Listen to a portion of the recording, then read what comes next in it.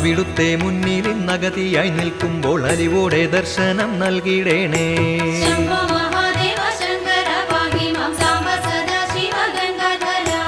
അനുതാപമോടെന്റെ അശ്രുകണങ്ങളെ കനിപോലുമങ്ങ് തുടച്ചിടുമ്പോൾ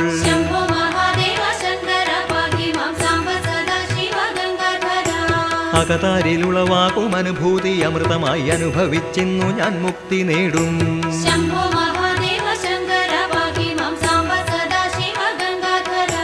അവിരാമ തേജസ്സിൽ അനുവേലമറിയാതെ അലിയും നീലാവിൽ ഇരുളുപോലെ